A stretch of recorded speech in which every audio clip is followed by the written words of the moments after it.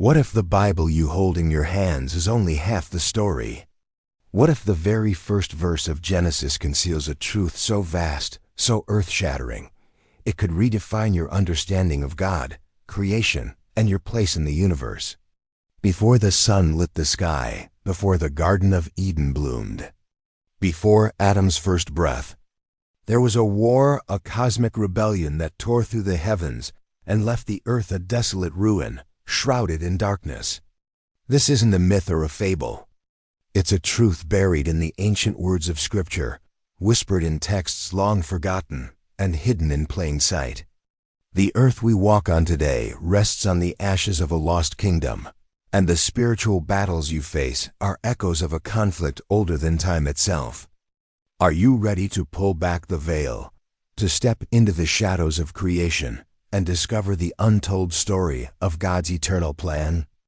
Join us on this journey, for what was once hidden is now being revealed, and it will change the way you see everything. In the beginning, God created the heavens and the earth. These words, found in Genesis 1:1, are the bedrock of our faith, a proclamation of God's limitless power and authority. But between this triumphant declaration and the second verse, where the earth is described as without form and void, with darkness over the face of the deep, lies a mystery, a silent, unmeasured chasm that Scripture passes over in moments. Most of us read these verses and imagine a blank, watery planet, a formless canvas awaiting God's creative touch. But what if that silence holds the weight of ages? What if the darkness wasn't just the absence of light, but the shadow of a catastrophic ruin? What if the earth in Genesis 1-2 wasn't waiting to be created, but waiting to be recreated, a world that had already known life, light, and then a divine judgment so absolute it was reduced to chaos? The Hebrew words tohu wabohu, translated as formless and void, carry a far deeper meaning than an empty slate. In the original language, they evoke desolation, chaos, a state of ruin that follows a deliberate act of divine wrath. These words don't describe a world in progress, but a world undone, a creation that was once vibrant, complete, and radiant, then shattered into a watery abyss. This isn't speculation. It's a truth embedded in the Hebrew text, often smoothed over by translations that prioritize simplicity over the unsettling depth of the original. To grasp this, we must ask, what happened before Genesis 1-2? What caused a perfect creation to become a desolate waste? And why was this monumental event obscured from the narrative we've been taught? This question challenges the traditional reading of Genesis. It suggests that the story we know, Adam-Eve, the garden, the serpent, is not the opening act of creation, but the second chapter of a cosmic saga that began long before humanity existed. The rebellion against God didn't start with a piece of forbidden fruit. It began in a primordial world, a kingdom of unimaginable splendor inhabited by beings of immense power. Their fall was so catastrophic that it left the earth a flooded grave, a formless void awaiting a divine reset. This isn't just ancient history, it redefines the spiritual war we're engaged in today. It reveals that the enemy we face, the serpent of Eden, is not merely a tempter, but a dethroned king whose hatred for humanity is rooted in the memory of a kingdom he lost. Let's examine the evidence. In Genesis 1-2, the earth is described as without form and void, with darkness over the face of the deep. The Hebrew phrase tohu wabohu appears only one other time in Scripture, in Jeremiah 4:23. Where the prophet declares, "I beheld the earth, and indeed it was without form and void, and the heavens. They had no light." Jeremiah's vision describes a future judgment, a world stripped of life and light. Mirroring the state of the earth in Genesis 1-2, was this mere poetic flourish? Or was God showing Jeremiah a glimpse of the primordial past, a world judged and unmade? The deliberate use of these rare Hebrew words suggests a connection, a chilling echo of a cataclysm that predates humanity. This verse alone disrupts the traditional timeline, implying that Genesis 1-2 describes not a new world, but a ruined one. cloaked in the darkness of divine judgment. To understand the cause of this judgment, we must look beyond the canonical Bible to ancient Hebrew traditions, preserved in texts like the Book of Jubilees, sometimes called the Lesser Genesis, and the Book of Enoch, though not part of the modern Bible. These writings were revered by early Jewish and Christian communities and offer glimpses into a world before our own. They describe a creation that existed in a different measure of time, a realm not of humans, but of powerful sentient beings, entities of light and sound who walked in the unfiltered glory of God. Picture a world of crystal mountains that refracted divine light, rivers of radiant energy that pulsed with life, and stones that sang in ceaseless worship of their Creator. This was no trial run or prototype. It was a finished, glorious kingdom, a reflection of heaven itself, where the will of God was the only law, and harmony resonated in every facet of existence. At the heart of this kingdom stood a guardian, a being of unparalleled splendor, Lucifer, the anointed cherub described in Ezekiel 28. Scripture portrays him as the seal of perfection, full of wisdom and perfect in beauty, adorned with every precious stone, sardius, topaz, diamond, and more, walking in the direct presence of God on the holy mountain of His glory. He was not merely a servant, but a steward of creation, second only to the Godhead, entrusted with upholding the harmony of this radiant world. His beauty was a reflection of God's own, His wisdom a mirror of divine truth. But within this perfection, a seed of rebellion took root. Ezekiel 28-17 reveals that Lucifer's heart was lifted up because of his beauty. He corrupted his wisdom by reason of his splendor.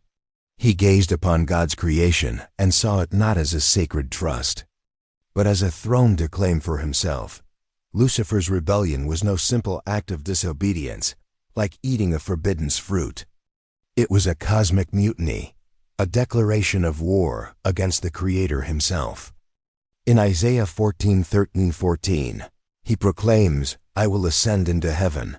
I will exalt my throne above the stars of God. I will be like the Most High." This was the first defiance, a pride so vast it shattered the harmony of the universe. His voice, once a melody of worship, became a discordant cry of treason, convincing a third of the angelic host to join his cause.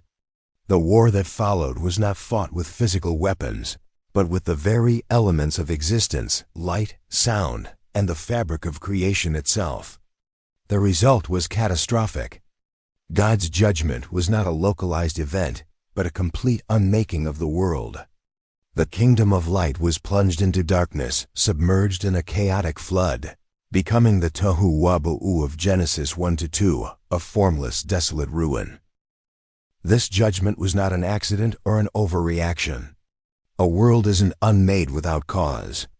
The rebellion was so profound, so destructive, that it required a divine reset, a quarantine to contain the spread of cosmic treason. But why was this history concealed? The early church fathers, scribes, and councils faced an immense task: to compile a Bible that would guide humanity to salvation through Christ. They debated for centuries over which texts to include, seeking to avoid narratives that could lead to confusion, heresy, or distraction from the gospel. The story of a pre-Adamic world, with its angelic wars and cosmic judgments, was deemed too complex, too perilous. To reveal that humanity was not God's first creation risked diminishing the centrality of Christ's redemption. It could have introduced a mythology that overshadowed the simple, powerful truth of salvation. So a choice was made. A safer, simpler narrative was crafted, focusing on Adam, Eve, and the garden. But truth, like a river, always finds a way to the surface. The fingerprints of this ancient war remain in Scripture, in the words of prophets, and in the echoes of texts left in the shadows. Consider the physical remnants of this lost world. Ezekiel 28 describes Lucifer's domain as adorned with every precious stone. Were these merely metaphors or literal elements of a creation so magnificent it defies our imagination? Ancient tradition suggests these stones, sardius, topaz, emerald, and others, were not just decorative, but integral to the fabric of that first world, radiating divine glory. When God unmade that kingdom, these elements were not erased but shattered, their fragments scattered into the foundations of the new earth. Could certain places on earth, locations marked by strange energies, inexplicable phenomena, or spiritual significance, carry the residual power of that primordial creation? The Bible speaks of the pillars of the earth, Job 38:6, and the cornerstone laid by God, Psalm 118:22. Were these new foundations, or were they built atop the rubble of a destroyed kingdom? The idea that our world rests on the ruins of a prior one reshapes our understanding of the spiritual forces at play. The darkness of Genesis 1-2 was not an empty void, it was an active, churning abyss, a prison for the fallen beings of that first world. The Hebrew word for deep, teham, suggests a restless, chaotic expanse, not a passive emptiness. When God said, "Let there be light," the entities cast into that watery dungeon didn't vanish, they were contained, bound in chains of darkness, as described in 2 Peter 2-4 and Jude 1-6. These passages speak of angels who did not keep their proper domain and were reserved in everlasting chains under darkness for the judgment of the great day. These were the rebels of the pre-Adamic world, stripped of their glory and imprisoned in the abyss of Genesis 1-2, yet still capable of influencing the new world above. This explains the serpent's immediate presence in the Garden of Eden. He wasn't a random intruder. He was Lucifer, the dethroned king, consumed by envy for Adam, the new ruler placed on his stolen throne. The garden wasn't planted on virgin soil, it was a divine beachhead, a foothold of light established on a battlefield scarred by cosmic war. The very ground Adam walked on bore the scars of that ancient rebellion, its soil mixed with the ashes of a fallen kingdom. The serpent saw Adam not as a mere creature, but as a usurper, a replacement for the dominion he had lost. His temptation of Eve was not a new strategy, but a continuation of his ancient war against God's plan. The two trees at the center of the garden, the tree of life and the tree of the knowledge of good and evil, were far more than a test of obedience. They represented two destinies for creation, two paths for humanity. The tree of life offered eternal communion with God, a life rooted in His divine order and sustained by His presence. The tree of the knowledge of good and evil offered a lie the illusion of self-sovereignty, the ability to define truth apart from God. When the serpent whispered to Eve, "You will be like God," Genesis 3-5. He was reciting the anthem of his own rebellion. The same lie that led to his fall, the promise of godhood, of independence from the Creator. Adam's choice to eat the fruit wasn't the origin of sin. It was humanity's tragic entry into a war that had already been lost by Lucifer's forces. By choosing the forbidden tree, Adam surrendered dominion to the prince of the ruined world, aligning humanity with an ancient enemy. This hidden history unlocks the true majesty of Christ's redemption. Jesus didn't come merely to undo Adam's mistake in the garden. His victory on the cross was far greater, defeating a rebellion that began before time as we know it. On Calvary, He fulfilled the prophecy of Genesis 3:15, crushing the head of the ancient serpent, not just the tempter of Eden, but the cosmic rebel who first challenged God's throne. Christ reclaimed creation, breaking the power of an enemy whose hatred is rooted in the ruins of a lost kingdom. He became the true tree of life, offering eternal communion with God, the very thing Adam forfeited. This revelation reframes spiritual warfare. The doubts, despair, and temptations we face are not random. They are strategies of an ancient enemy fighting a war that began before humanity existed. In Ephesians 6:12, Paul warns, "We do not wrestle against flesh and blood, but against principalities, against powers, against the rulers of the darkness of this age." These rulers are the remnants of that primordial rebellion. entities bound in the darkness of Genesis 1-2, yet still influencing the world above. Their hatred for humanity is not merely personal. It's rooted in the memory of a kingdom they lost and a dominion now given to us. Every spiritual battle you face is an echo of that first war, a continuation of a conflict that began in the shadows of creation. The Bible is filled with echoes of this hidden history. In Job 38:4-7, God asks, "Where were you when I laid the foundations of the earth? When the morning stars sang together, and all the sons of God shouted for joy?" Who were these morning stars and sons of God? Were they witnesses to the first creation before its fall? In Psalm 82, God stands in the congregation of the mighty, judging among the gods, Elohim, a term often used for angelic beings. Were these the same beings who rebelled, now facing divine judgment? In Revelation 12:7-9, we read of a war in heaven, where Michael and his angels fought against the dragon, who was cast out with his angels. Is this a glimpse of the primordial rebellion or a later echo of it?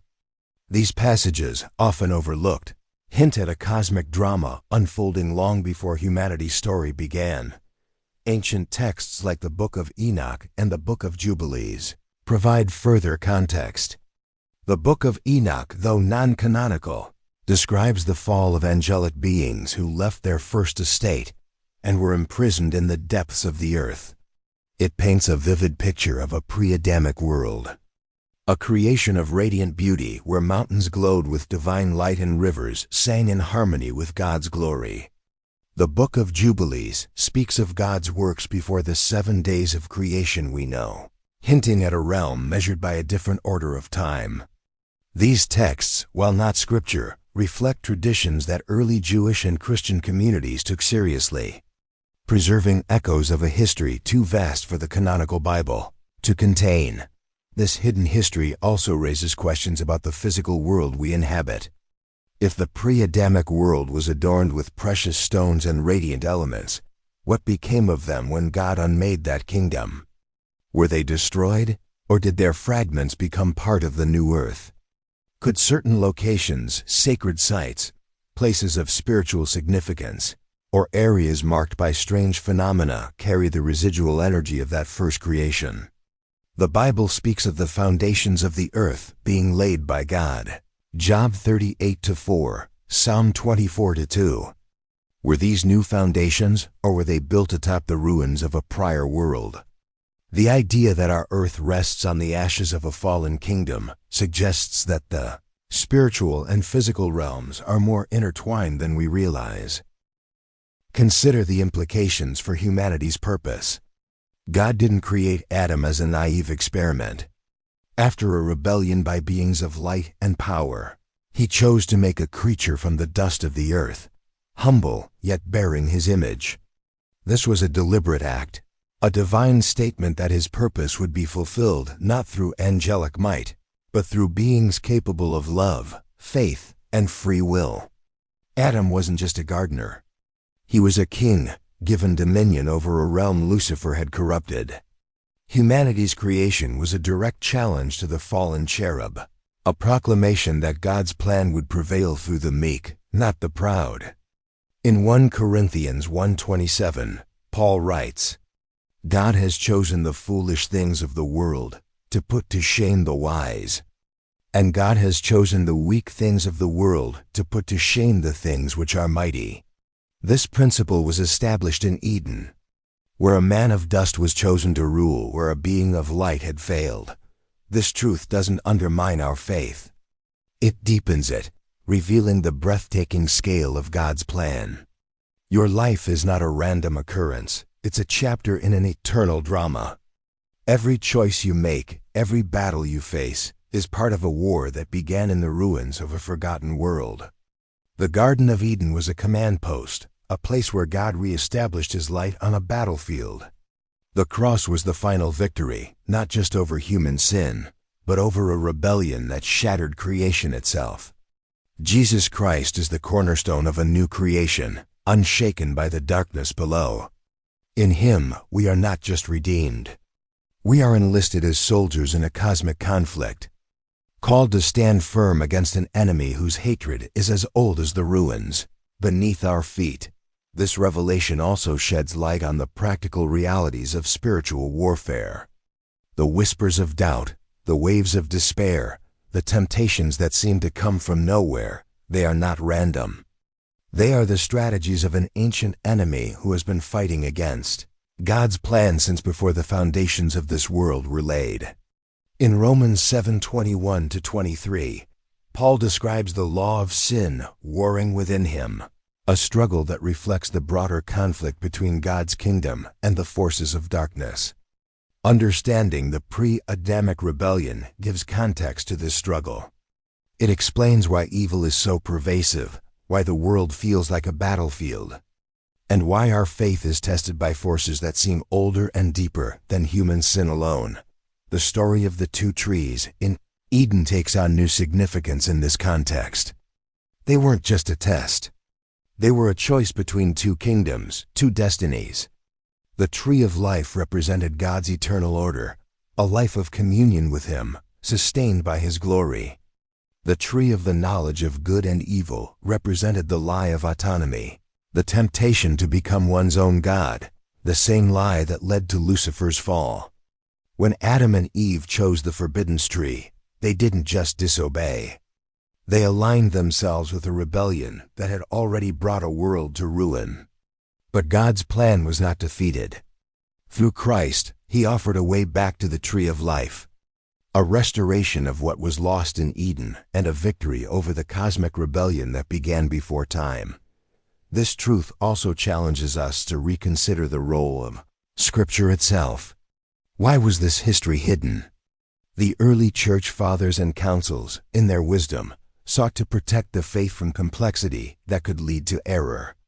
But in sealing away the story of the pre-Adamic world, they may have left us unprepared for the full scope of the enemy we face. The serpent is not just a tempter. He is a dethroned king, a ruler of a ruined world who burns with jealousy for God's new creation. His strategies are not new, they are rooted in a rebellion that predates humanity. To fight this war, we need more than surface-level faith. We need the full armor of God, Ephesians 6:11. Grounded in the deep truths of His Word, you've just uncovered a truth that changes everything, the hidden story of a world that rose and fell before ours. A war that shaped the very foundations of the earth, and a victory that spans eternity. You are not a bystander in this cosmic drama. You are a warrior, born into a battle older than time. Armed with the triumph of Jesus Christ, the true tree of life, this revelation is a call to awaken. To see your faith not as a simple choice, but as a declaration of allegiance in the greatest war ever fought. If this truth has stirred your soul, don't let it stay hidden. Share this message with those who hunger for the deeper things of God. Subscribe. Activate the notification bell. And join us as we unearth more of the mysteries sealed since the foundation of the world. In the comments, tell us where you're watching from. Let's see how far this light is reaching. From city to city, nation to nation. If you feel led to support this mission, join our members area to help us bring these forgotten truths into the light. The silence of the ages is broken, and God is calling His people to stand firm. Choose life, choose light, and step boldly into the eternal purpose He has written for you. The victory is already won. Will you claim your place in it?